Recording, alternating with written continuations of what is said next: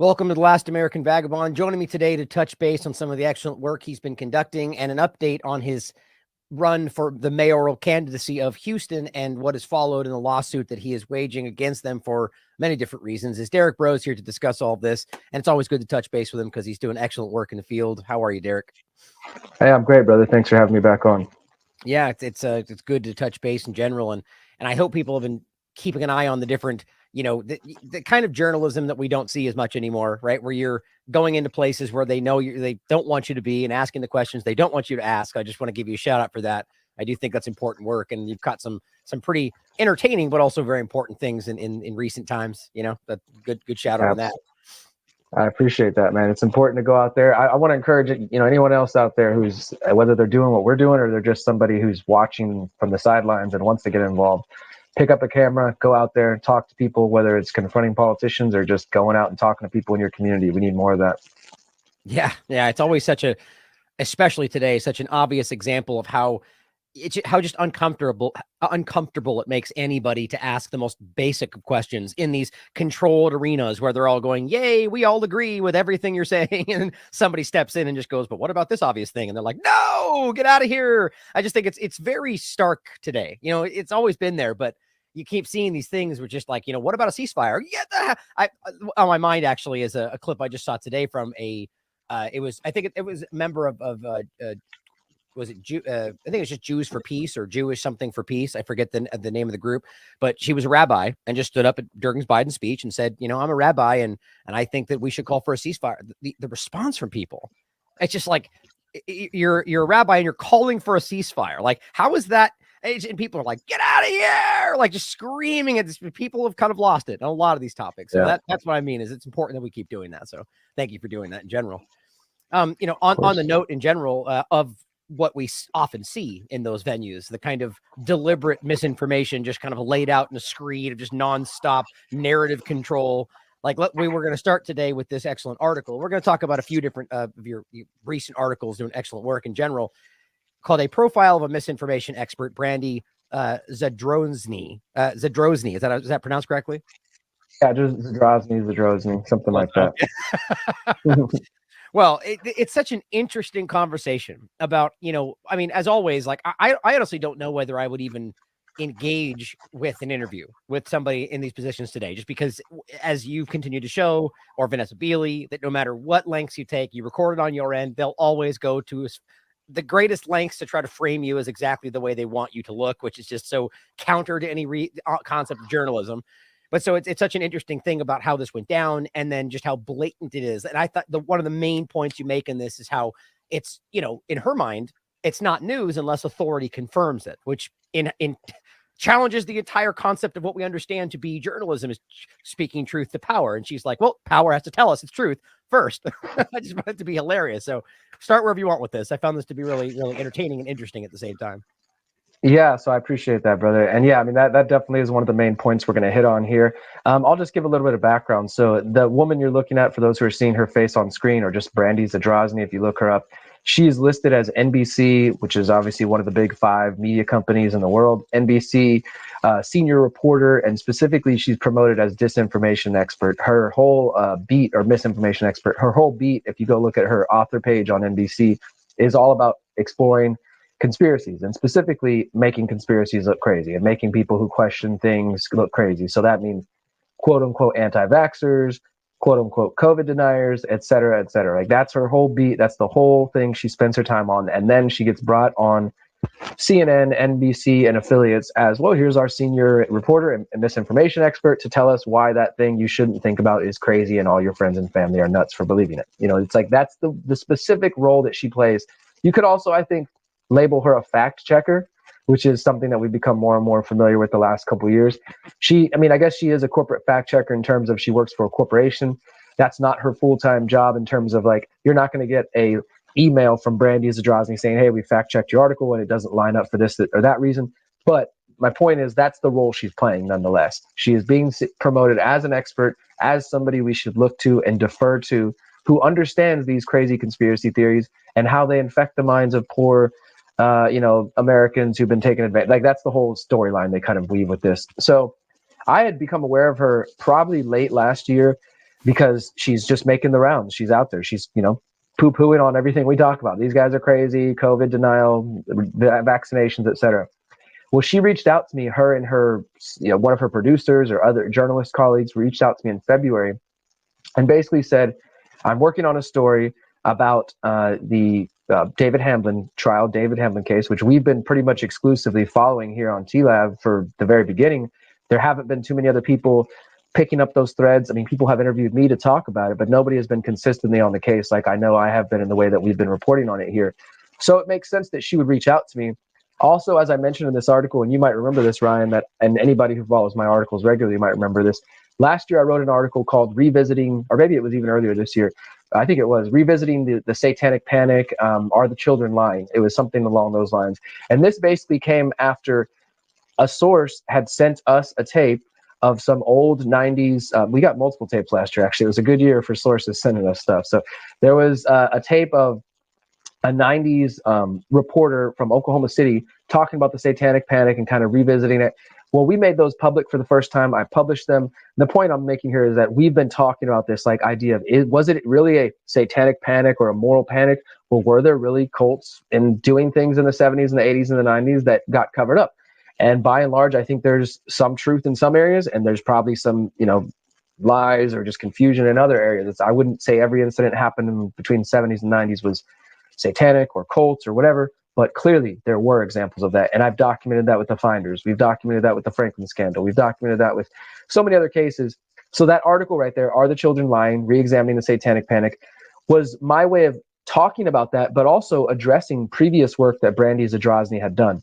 So Brandy Zadrozny had written one single article for NBC about the David Hamblin lawsuit, but she essentially used this article to just make fun of it and waited till 11 paragraphs down to say, oh, by the way, there is an investigation by the Utah County Sheriff's Office.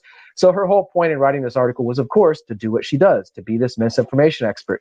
And in fact, and I hope I'm not getting too much in the weeds, but for those who understand the David Hamblin trial, David Hamblin, disgraced ex-therapist in Utah, who's now been accused of sodomizing multiple children, as well as his ex-wife has been arrested. There's, accusations of cult rings. There's clear accusations in the alleged victim's own words of Satanism, Luciferianism, worship, and prayer, all kinds of stuff. Those aren't my words. Those are the victim's words.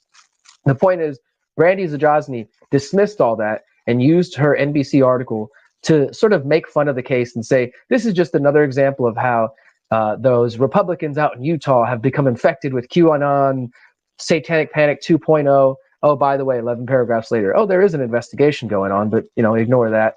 And so I've been aware of her because of all that stuff. All that happened before I ever spoke with her. So by the time she reached out to me February of this year, I was well aware, okay, Brandy Zadrozny's reaching out to me. This is probably going to be a hit piece. This is probably her reaching out to me to talk to me and see what kind of crazy things she can get out of me and then write an article on me. Well, we are now in November and she hasn't written a single thing about me. She hasn't released it. We ended up speaking and we spoke for, I think it came out to about 45 minutes, me, her, and then her silent producer who didn't say anything or show her face. And of course, I was smart enough to record the entire conversation. And I basically have just been sitting on it for this whole year until I wrote that in October, because I was like, what, at this point, if she's not going to say anything about me, maybe she will still later.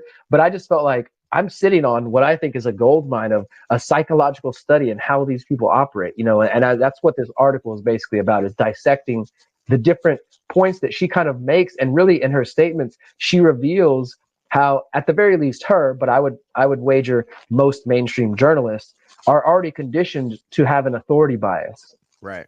Well, before we even get to that central point in the quotes you put in there, what's interesting is, my opinion would be that the only reason this didn't come out is because with the juice wasn't worth the squeeze. Right. So, I mean, instead of coming out and going, looks like Derrick was correct, they just don't talk about it because it seems, in my opinion, the only objective was to downplay and to dismiss and to disparage. Right. So when they dig into it and they go, well, it's really difficult to make him look crazy when he's sticking to the facts. And you can prove that there is an investigation literally rooted in provable information and people have already been arrested. It's going to make them look bad. So they just shelve it. Right. I think that'd be my opinion, obviously. But I mean, if they did the time and they interviewed you and there's information, why would it not get discussed? Especially if she's still putting forward the idea that this is not real and it's satanic. I mean, it would seem that's exactly what the objective would be, right? I just think that says a lot in my personal opinion. And before we go forward, well, unless you had to comment on that, any comments there? Okay, well, I was going to add that it's interesting. There's been a lot of conversation around this idea. I think even people like Dr. Robert Malone, or I think who was it? Somebody, I think it was Dr. Peter McCullough, been really kind of hammering this idea of what a misinformation, or even just what misinformation is.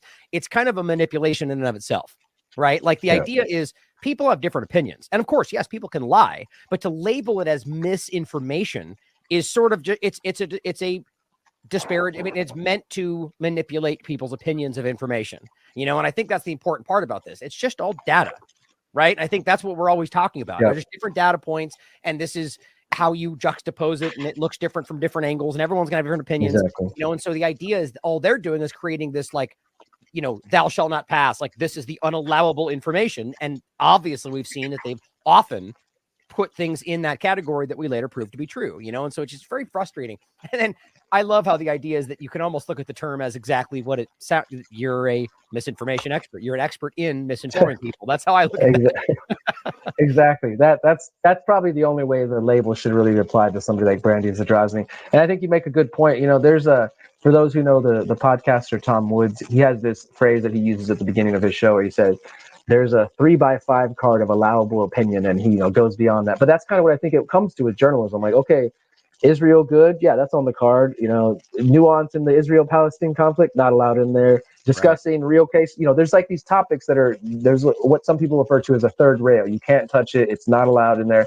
And whether somebody has literally come up to a Brandy Zadrozny and what she really represents, because really she's a representative of the rest of this kind of journalistic class who are they see themselves, I think, like these are Yale graduates, and again, nothing against Yale, nothing against Harvard, but we also know that's where the secret societies go back to. That's where high society comes from. There's a lot of connections people make there, and there, at least again in my perspective, there does tend to be a view from some of those individuals that they are above the average people, and that they need to filter truth down to us. That they are the only ones that can really get to the heart of the matter. And so crazy, silly Republicans are believing in QAnon, but let me help them see the real light and real truth, right? So I think that's really what her job is. As like a gatekeeper. I mean, and they do have a very elitist mindset, and it doesn't have to be conspiratorial in, however you want to view that term. It's just that it's very easy to prove that people, whether it's nepotism or just the idea that, oh, we went to Harvard, so I'll hire you first. Kind of, this is all classic understanding. Exactly. And everybody does this at different levels of their life. So it's very clear to see that you have people in power that end up kind of collecting in their own circles, and then they end up having their own group think. I mean, this is just basic psychology, right? And so it's so strange that we are like, oh, but not within that group. The what's the term they use? I don't know, just as you term the predator class, but in their mind, it's a good thing, that we're the arbiters of truth because we know better, because we're smarter than you. It's frustrating, but and the whole thing as well is, like you said, this is all about reality filtering, and I think that's the important thing too, is that what's happening here is it is what you said. It's on one level, it's probably old friends who are like, hey, you see these silly conspiracy theorists, well, we all know each other, let's write this piece or put out this podcast or this interview and kind of laugh at them, and we'll tell them what the truth is. I think in the case of Brandy Zadrozny, this is a question I got a couple of times from people. I honestly can't tell if she believes her own BS or if she is cognizant of shoveling lies down people's throats, because she seemed to genuinely believe it when and again, in the article, I put the entire interview so you can watch or listen to the whole thing, and you can see her facial reactions.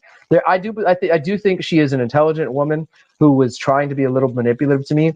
It felt like at times, and this is going to sound kind of weird, but I felt like at times she was trying to be flirtatious with me. She was like commenting on my hair, or just trying to like get my guard down, I guess you could say, and just like exactly like, hey, we're friends and we're buddies, but then at the same time, like try to suss some crazy out of me and whatever, and it didn't work. And anyway, so let's go forward. Like the main key points I want to make, and the reason I think this interview and this article are worth reading, and the reason I took time to write this article and to literally quote from my own interview, is because I thought, okay, it's out there in video form, but maybe some people aren't going to watch to the very end, which is where I think the crucial pieces of knowledge come from. And so I wanted to turn it into an article. And basically what you have here is that Brandy Zadrozny, as we've already mentioned, she downplays anything relating to satanic panic. She downplays, on one hand, she says she wants to believe women. She's like, I'm a mother and I'm a woman, so of course I want to believe women.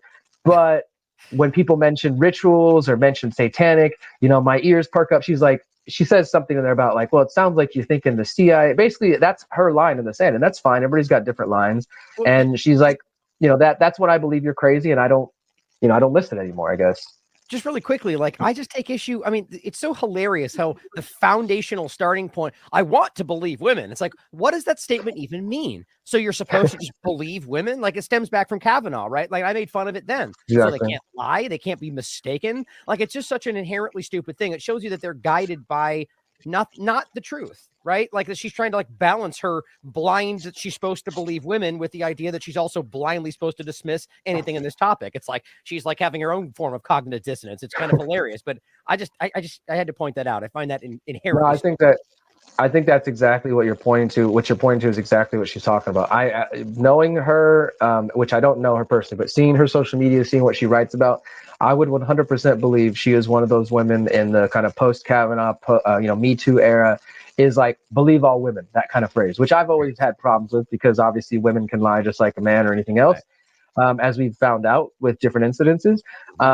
And so we get into that, and there are some, I think there are some points I want to give her credit. There are some points that she brings up that I do think journalists in our community or those who are pursuing knowledge, maybe who don't even see themselves as journalists, could take some lessons from. And that is that she does kind of say, like, don't you see the danger to me? And like, okay, well, let me just give the specifics. Mhm. When I interviewed Kate Talley, who was part of my ongoing investigation, we've released a dozen reports at this point, or maybe 10 or so. And Kate Talley was one of the victims who knew David Hamblin, who is the accused disgraced therapist, who we know for a fact has admitted to abusing his own daughters. And now he's being accused of abusing other people. And he was accused back in 2012. Kate came forward. She reached out to us. She gave me her story. We did a 2-part series called Kate's Story. Brandy Zadrozny read that, and she said, she thought the first part was, based on pure fact, and there's truth there. And then she says, but when you got into your second part, where she talks about being abused by people within the Mormon Church, all of a sudden that's like too far of a line for her to go, right? And so that's when she gets into like, look, I want to believe women, I want to believe people who say they're victims, but again, the satanic, the kind of cult mention is what turns her off.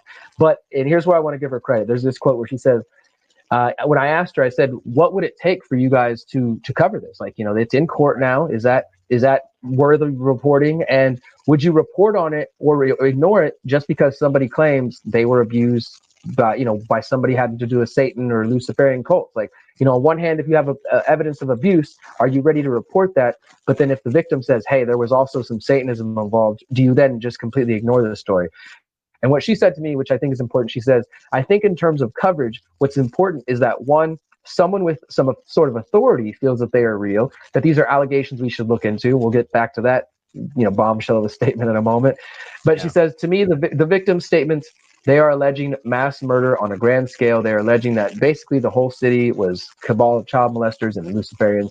And she continues, she says, I think there's sort of a place that you have to reach, because if we write David Levitt is being accused of pedophilia, if we put these allegations out, and if we entertain them as believable just because someone says them, there's still a victim there. There's someone hurting because now their name is out there as an abuser or cult member. We have to be a little careful, right? Especially with the internet, these accusations can have insane, terrible effects on people's lives. And I 100% agree with that. I do think we need to be careful. And at the same time, just as one example, to anybody who pays attention to celebrity stuff, Jonathan Majors, actor in the MCU universe, he's currently about to start a trial being accused of domestic abuse. But in our society, even though he hasn't even gone to trial yet, he's supposed to be innocent until proven guilty. He's already been dropped by a number of his talent agencies. Movies are dropping him. So clearly in our society, we don't operate by that, kind of, and I'm not saying that's right. I'm just saying, in one hand, Brandy Zadrozny, like, well, if we put accusations out there, because I will make this clear too, in every single one of my articles, I never once said that David Levitt was guilty or even that David Hamblin was guilty. We've always said these are alleged abuse claims and that these are alleged victims.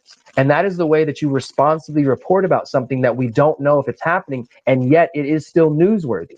Exactly. We don't know if David Hamblin was involved in satanic abuse or ritual abuse, but we know that he's being arrested for sodomizing children. We know that some of the victims have claimed these things. So wouldn't it be irresponsible for me to just leave out some of those details because they don't fit with my aligned views? Yeah. Well, I mean, and obviously, and you've made this point many times, that over the years, you see many examples where they will happily toe, Ukraine says Russia did this with no evidence, right? Or any number of examples on more to this point of the story, like something. I'm getting a little feedback, by the way, just some clackling, but something to do with the idea of, maybe it's on my end. My mic is muted, so I don't think it's on my end. Yeah.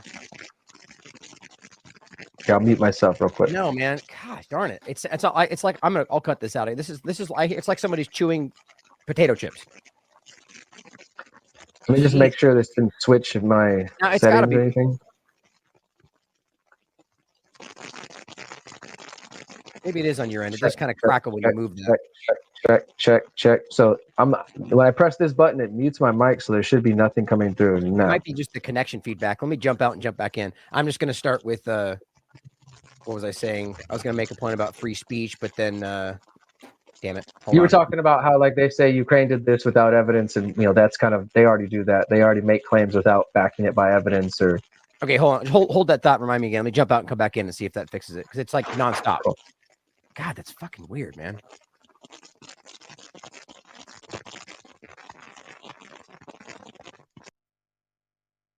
Out when I jumped out? No, I was just refreshing my shit just to make sure. It's not supposed to do that. Well, hey, tell me, is it coming out of here? Is this where my more of an intellectual, like, free speech debate, but even come into the line of like libel, right? These kind of arguments. It's like, well, if we're going to be an absolutist in free speech, the idea would be technically you can say whatever you want, even if that's some kind of derogatory statement. But there's now laws that we could argue that then, but my point would be that you have a right to say these things. And just because you might be incorrect, we shouldn't shy away from, my point is I protect people's right to be able to be wrong. But with your point, I strongly agree with that we have to be responsible about the way we present this stuff. But I would argue that she's doing the exact same thing in reverse, which I think you agree with, by almost inherently ignoring things in a way that's we pointed out to begin with, that she would blindly take at face value should the US or Israel or Ukraine say that they were the case. And that's kind of the same point we're making, right? The authority being behind it. It's very strange.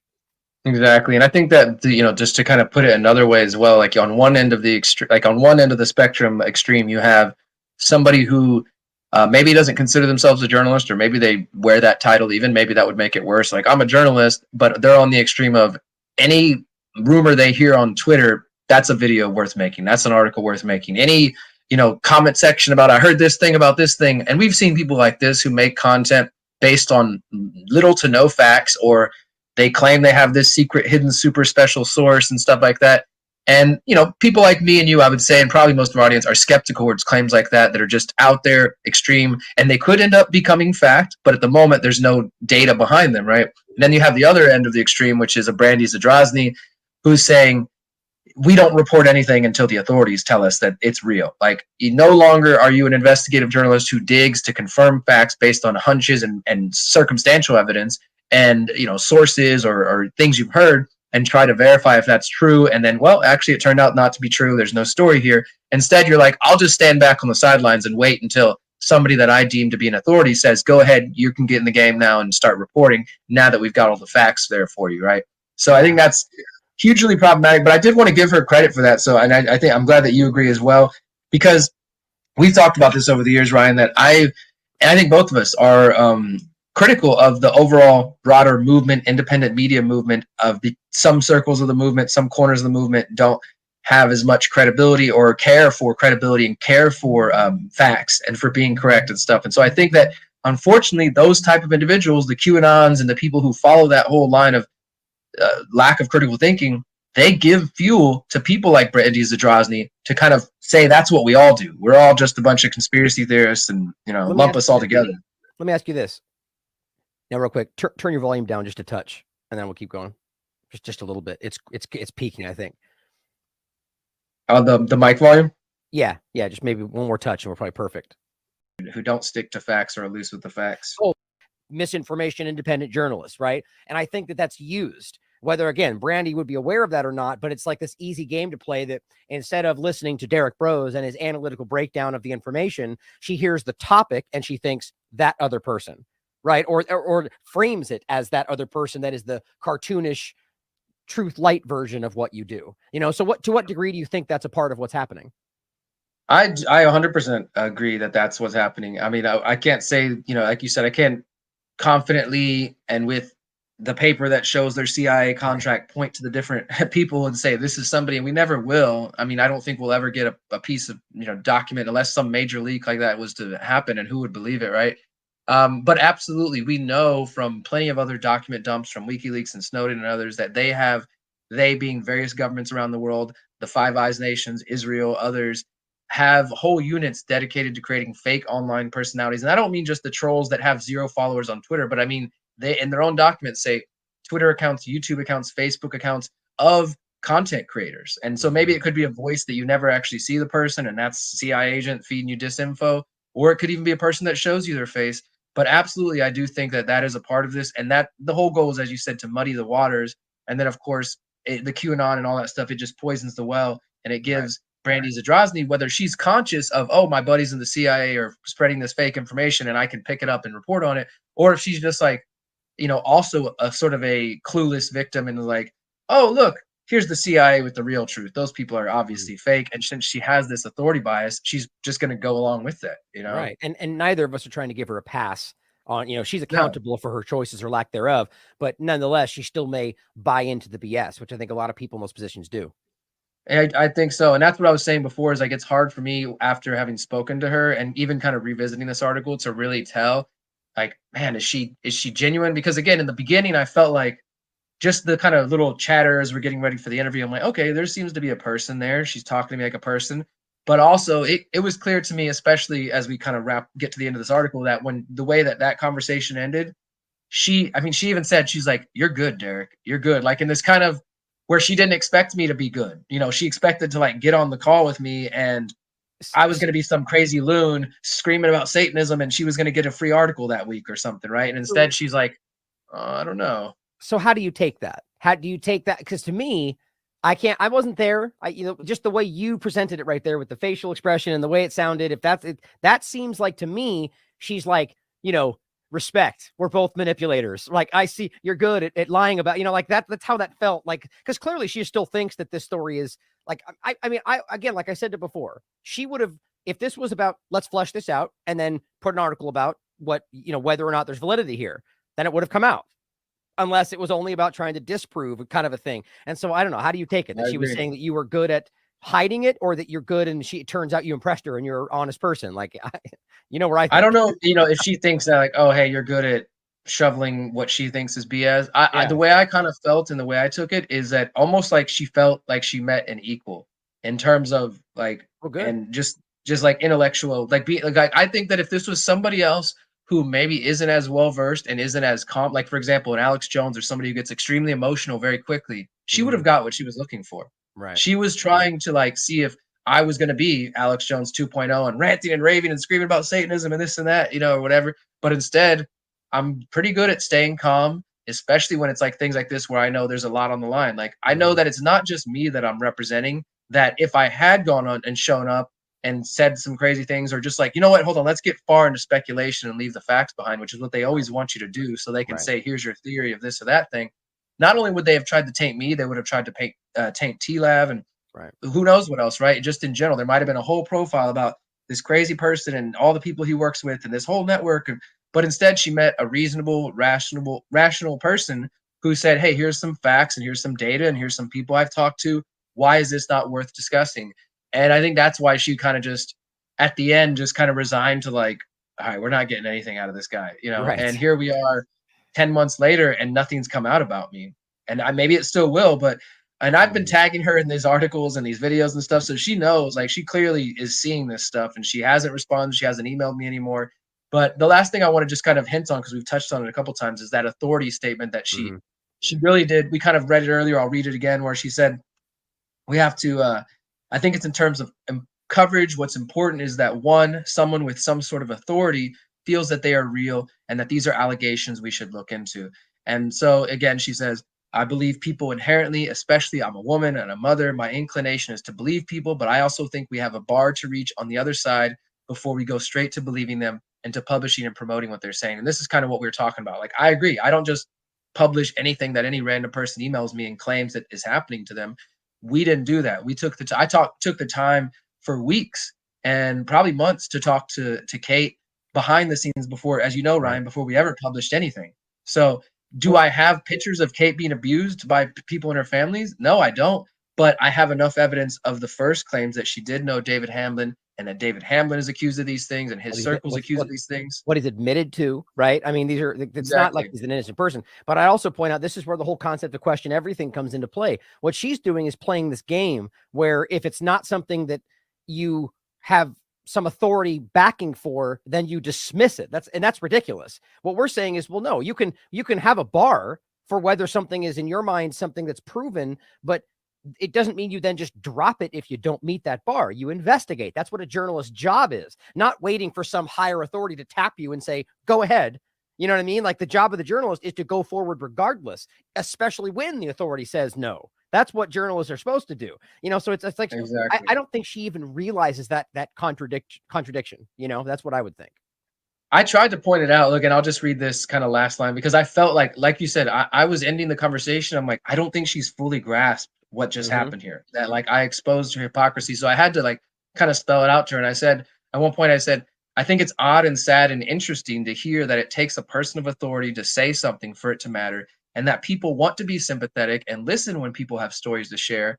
I basically said, but I don't think it's important. I don't think it's good to just blindly trust anybody, but I don't think it's a good idea to just dismiss people offhand because their story doesn't line up with what I believe, you know, because that's not how journalism works. Like, we all have our biases and our preconceived notions of how the world works and what is real and what isn't. Satanists don't exist in her reality. Cults don't exist. This is all just the satanic panic of the 80s.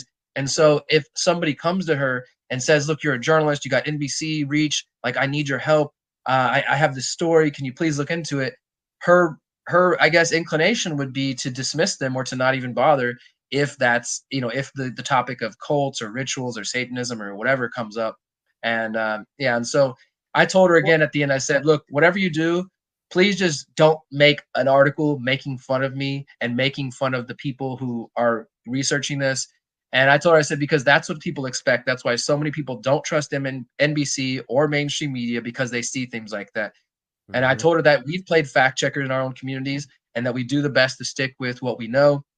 But on the other side, the other extreme is that just discounting everything because we don't have the documents. And I said, as journalists, I think it's our job to provide context to help people provide stories better. And so I did try to give her a little bit of a lesson at the end there. Good. And to the point you've made many times, is the ridiculous part of this is there is, in fact, an authority that has supported this, which is the Utah Sheriff's Department, that has literally gone so far as to continue this investigation to this day, as I understand it, that is based on factual information, and they've made arrests. So think about how absurd it is for her to still maintain that that's not something that has been acknowledged as reality with factual basis. And again, to reiterate, question everything. It doesn't mean dismiss everything. It means question it, but entertain all possibilities. That's what she should be doing, right? So it's very depressing, but, you know, it's good that this is highlighted because it shows people, whether they realize it themselves or not, that they are literally just waiting for some kind of allowance from people, the very people who they're historically supposed to be speaking truth to. So it's just kind of frustrating to see that but it's a good moment. As much as it's a horrible thing to see that they're doing this, it's a moment that I think is positive, because I agree with you that I think most everybody sees this today in one section or part of this narrative to a degree or not. But I think, or I think everyone sees it to a degree. I just think that it's based on the categories, right? I think the Israel conversations expose that everybody has their blind spots to certain things, but this is important because we all seem to know at some level that we're being lied to. Absolutely. And, you know, I'm glad we're doing this just kind of highlight of this interview, Ryan. I appreciate it, because the reason I put out the video finally, as I said, is because I felt like, look, this can't just sit in my hard drives. Like, there's some really crucial like, I feel like this could be used in a class on disinformation and misinformation and fact checking and journalism, and just study, like, because as I mentioned in there, this woman is definitely getting paid way better than both you and I as NBC's senior reporter. But this is her logic. This is her kind of thinking, you know, but she's got degrees in journalism and she's got titles, and we're just some crazy conspiracy theorist at home or whatever, right? That's where the way a lot of people think about these things. Unfortunately, she's being paid the big bucks, but she has made it clear she doesn't believe women if they talk about things she doesn't agree with. She's going to sit around and wait for an authority to tell her something's real. And in the end, the way the conversation wrapped up, and just to let you guys know, I am still following this case. There will be more articles about the Utah case. As I mentioned, there was another arrest, And here we are 1 year after David Hamlin was arrested, and there's still been no trial. There's a lot of people very suspicious about why that's taken place and why it's been dragging his feet. Some people are very worried we're going to end up seeing the same thing we saw in 2012, where the case against him gets dismissed after no evidence being able to be, not that the evidence doesn't exist, but that they're having difficulty getting it to trial. So I'm going to be following that up. And when I told Brandy Zadrozny that, and she's like, "Are you going to go to Utah?" She seemed very interested in where I lived and where I was going to be going. I will say that as well.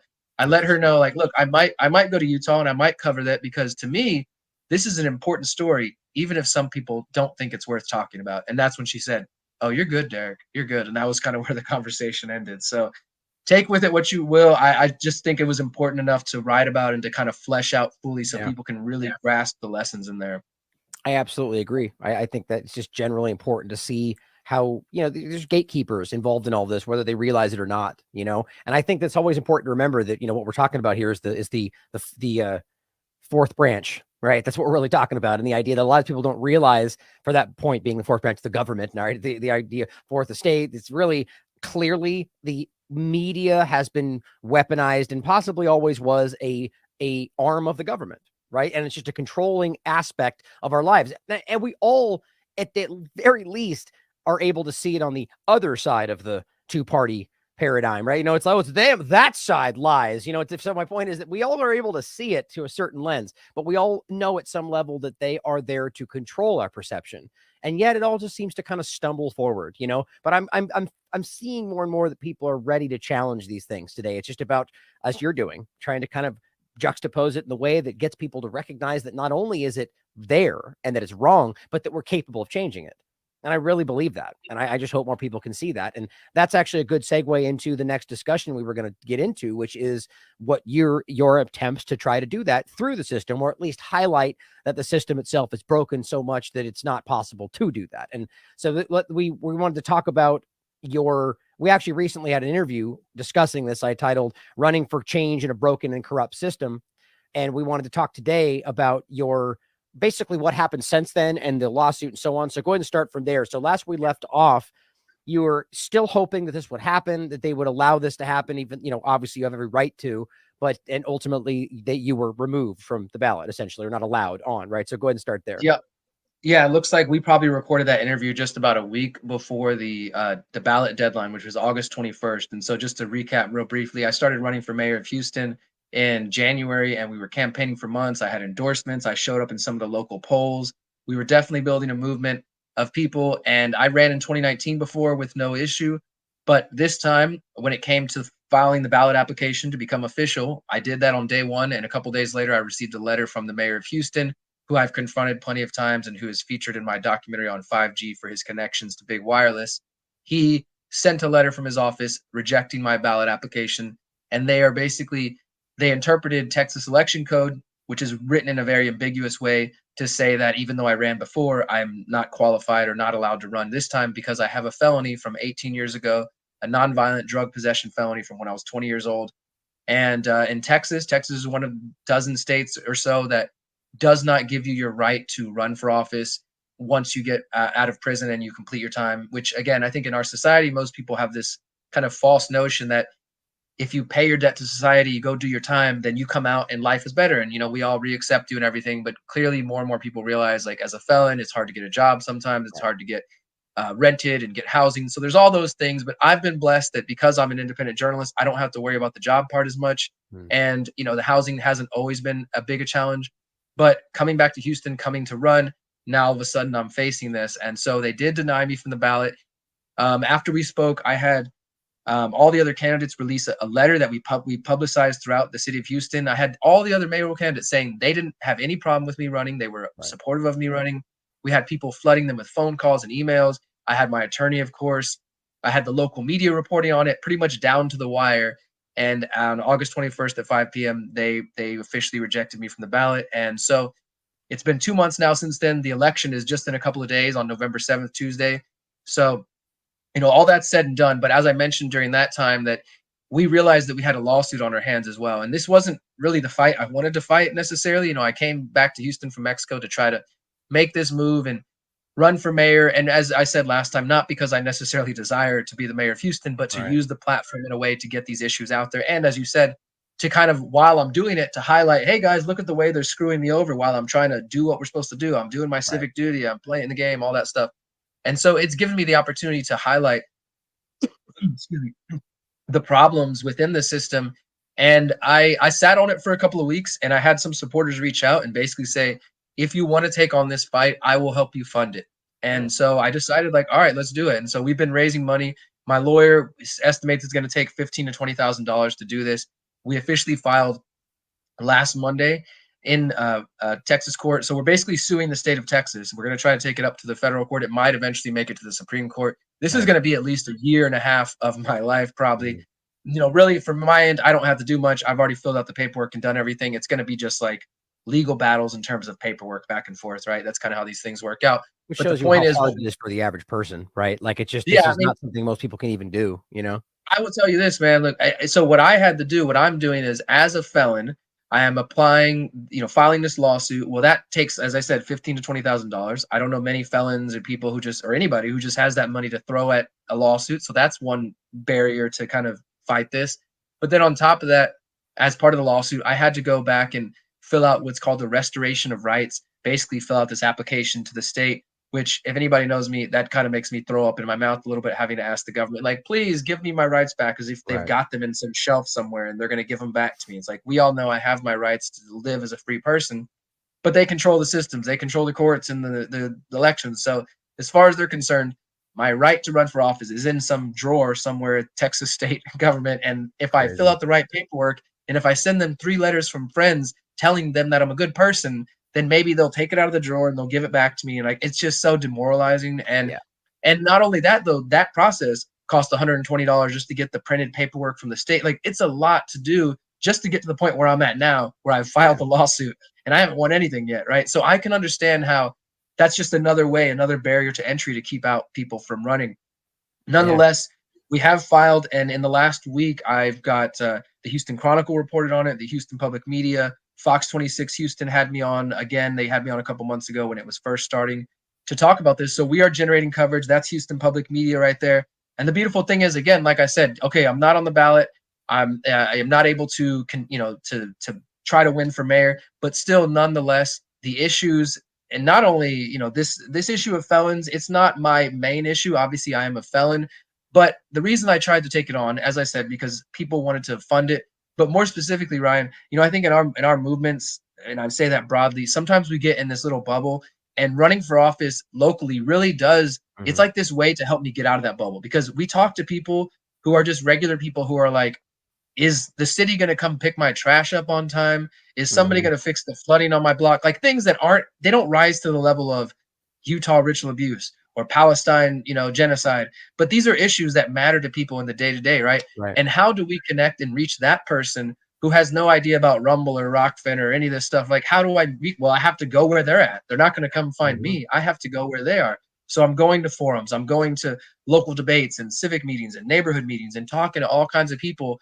And I will say that we've gotten so much more respect from people that I haven't stopped campaigning, because even though people are like sympathetic that we got kicked off the ballot, for the last 2 months, we've continued to campaign. We've continued to show up to promote the ideas that I was promoting as a candidate. So even though I'm no longer on the ballot and nobody can vote for me, we have continued to show up. And I'll tell you what, that probably gained the respect of way more people in this city, just for the fact that even though I lost and I was kicked off the ballot, that we haven't given up and we haven't stopped showing up. I've heard that from so many people, that they respect what we're doing. And now that the media is reporting on this case, now people are paying attention. And so the lawsuit has been filed. Nothing has been done yet. We're basically waiting for a response from the state. I will say we fully expect this first kind of round to be denied, and we're going to have to appeal. It's going to go through that kind of process. Our goal is to get it up to the circuit courts, because as the way that my attorney has explained it to me is that really the circuit courts are the ones that can rule on the law. And so what we're trying to do is basically say that the Texas election code, which says that if you have been found guilty of a felony, you must be relieved of all resulting disabilities. We talked about this last time, and that wording, nobody really knows what it means. What we're arguing is that the Texas election code conflicts with the U.S. Constitution, which says that you have the First Amendment right to freedom of speech, and the First Amendment protections of freedom of association. Those two rights, freedom of speech and freedom of association, have been seen in other court cases as vested in, like, as part of the kind of the right to run for office. Like, people have the right to associate with me by voting for me, and I have the right to express myself by running for office. And so Right. we're arguing that, as well as that the Texas state constitution itself protects these rights, and that this election code is in conflict with both of them. So it will be a big lawsuit if we end up winning. It will change Texas law, and it would, whether I decide to ever run for office again. And this is again why I'm doing it, because I meet regular people who are felons who are dealing with this way more than I am. Like, people who are out Yeah. there fighting in the community, and they're, you know, they don't have the benefit of being independent journalists. So they've had to struggle to find jobs and struggle to find housing. And some of them, there's one gentleman that comes to my mind right now, are doing great things in their community, and maybe he might decide to run for office. And if I beat this lawsuit, he would be allowed to do that. So it's not going to bring down the New World Order or anything like that, but it is going to hopefully defeat a bad law that is preventing people from running the system. And again, yes, I think this system's broken. I'm an anarchist. I don't think running the system is the way. I've had some people like, yeah, we need to fix things within the system. That's not why I'm running. I don't think I'm going to fix things within the system. I am running to reach new people. I ran to reach new people. I'm doing this lawsuit to reach new people and to expose the flaws in it. And yes, if in some small way it makes life a little bit easier for some other person, and it's one less barrier to entry for felons in Texas, then I'll take that.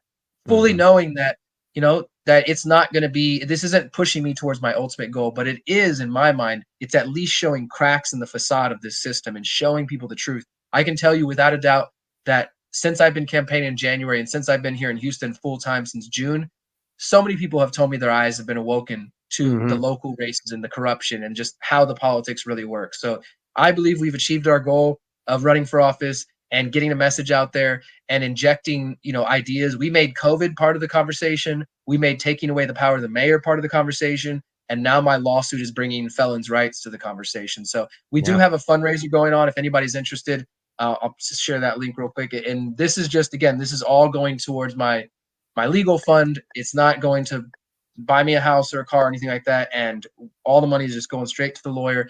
Fundraiser.com/Broze lawsuit. I just shared the link there if you want to show that. And yeah, and $5-10, anything helps. I appreciate it. I know there's a lot of causes to give to right now, so I totally understand. But if anybody would like to be a part of defeating a bad law in Texas, that's how you can help me out. And I'm going to be kind of, in addition to all my journalism and everything else I do, that's going to be going on in the background of my life, I'm imagining, for the next year or so.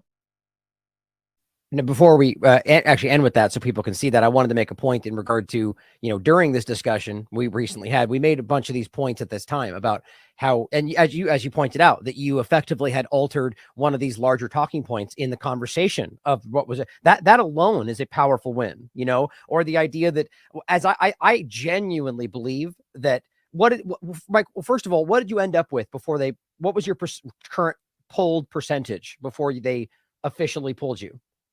So the last poll that came out when I was still in the race was in June, and they kicked me out by August. So, you know, obviously there was probably some fluctuation in there, but that last poll showed that 7% of likely voters in the city, which is, you know, 7% of 200,000 average voters, it's still tens of thousands of people that would have voted for me. And I believe, had I not been removed, I mean, I know for a fact if I was on the ballot these final 2 months, myself and my team we'd be out there fighting just as hard as we have been. And instead of promoting the issues, we'd be telling people about me. They just released a new poll a couple of weeks ago, and I believe if I was still in the race and on that poll, I definitely would have made some of these televised debates, which was what my goal was. And this is my entire, whether it's because they're terrified of what you'll say if given that stage, or the simple fact that it's showing that they are not in control to a degree they want over the outcome. 7% is important. I mean, any election will tell you that, like 2-3%, that's relevant, at least in the sense that you're recognized, not that you may win, but so the moment that you started to show that you were gaining traction, that's why, in my opinion, this was pulled. Get him out of here, right? Like that's exactly, we'll pull up something about the felony, even though we let him run last time. You know, it's just obviously to get you off the stage, in my opinion. So I think that's really important. 7%, man, that's a powerful win just in and of itself. And I would also point out that, you know, talking about you were discussing like the state and the election laws versus the Constitution. It's just so important to think about whether it's the federal government or even the state. I always cite Mayberry versus Madison. I think it's 1891, but there's a lot of different precedents set that simply make it clear. If it's repugnant to the Constitution, it is null and void. It doesn't matter what legal processes they go through. If every person in Congress agrees with it, if it's repugnant to the Constitution, it's null and void. And that people tend to misunderstand this. And it gets to the core point about the fact that these are inherent rights, not something documented. So the idea that people often point to the Bill of Rights. And the point is, if you carefully read through every one of those, not a single one of those contradict the original Constitution. It's all part of the larger body, right? So since then, when you try to make a law that says guns are illegal, well, no, that's repugnant to the Constitution. It's illegal. So what I think is interesting is you're touching on these ideas that the current election laws in Texas are you're arguing contradictory to the Constitution. And I think this is such a this is through everything in our country right now. It's constant where this is happening. So hopefully this will open that box too. And we'll start to recognize, whether it's state or federal, that we have our government who is getting out of control or is already out of control. So I hope people can pay attention to this. They'll pay more attention to what you did here. And hopefully it'll, as you said, drive more people to take this action. You know, I hope, like, that's, I think it's such a joke that you and I often talk about, well, like the presidential election, where we come down to, you know, one left, one right, the same old thing. Half of them tend to be connected in ways that we won't get into to scare the conspiracy theorists away. You know, like there's so many, it's just always this joke about it ends up being the same thing when, as we often point out, the majority of people in this country, the largest voting bloc, are people that don't even involve themselves in the election, and people involved in the election, the largest within that is independent. And yet we all still act like it's all just supposed to be this way. And I hope people are really starting to question these things. So thank you for doing this work, man. It's awakening people to these lies. I believe that. I appreciate that, brother. The last thing I'll say is just to kind of echo what you said there. You know, I've been realizing. Yeah, go ahead. I've been realizing more and more lately that what's happening in Houston, and this might be the case all over the country, or at least the major cities, but what's happening in Houston right now during this election season is literally a reflection of the national election scene. So you have Biden, you have Trump. We have numerous polls showing that nobody is excited about this election. They're in their 70s, going into 80 years old, right? The two leading candidates, one of who is going to win this race, man, unfortunately, are the two career politicians, John Whitmire, who's been in office for 50 years, and Sheila Jackson Lee, who's been in office for 35 years. John Whitmire is more than likely going to win. He's spending $10 million on this race, man. $10 million in the city of Houston. The other, she's spending $3, $4, $5 million. And still, and this is the sad part, and the sad and sort of like maybe a little hopeful, even with all that money spent, all that time, all the ads, all the billboards that they put in, they can't get 200,000 people to show up to vote in a city of 3.5 million people. They can barely get 200,000 people to show up. So that's why I ran, because in my mind, there's an opportunity to totally mess up their system. If you could just get a little bit more people, not necessarily to believe in it, but to say, let's throw a wrench into their system for a little bit. And that's what I was doing. Unfortunately, they blocked me. Thanks for giving me time to share about it. That lawsuit is there, guys. If anybody can give to it, I greatly appreciate it. This is just another way to shake up the system. And I appreciate the opportunity. So thank you, brother. Yeah. Hey, my pleasure. And I'll just add to wrap at the end. You know, I know there's a lot out there. You know, people asking for donations, money to support Lahaina or people in Palestine. There's a lot of things for money to go to. But I'll argue one reason why I think this is important. You could think about, you know, obviously we need your support for this, because this is not something we individually can manage, right? So if you're out there and you believe in what Derrick's doing, there's a value to this to accomplishing, bringing this potentially to the circuit, but even more to the Supreme Court, and making a point that we as people have power over the government, which is what they always tell us is the reality, and showing that in at least this one way that we can acknowledge and we can highlight that they're weaponizing the system to stop real change, which is what they always pretend they're trying to do. I quite frankly find that to be very important. So here it is, and I'll include this for anybody out there that wants to support it. Thank you for, and I actually did want to make sure people just saw in general that you've got a lot of other great work that's recently come out. 5 ways your privacy is under attack, how to protect it, which is the important part about this. A similar one about health, same thing, 5 ways and how to protect it. And then I thought there was, and I just include all the links to all the other work that you have on here. Make sure you check out his threads or his series on these different topics. It's very important work. So thank you for what you do, Derrick. Thank you, brother. Appreciate it. Yeah. And as always, everybody out there, question everything. As always, come to your own conclusions. Talk to you next time, guys. Stay vigilant.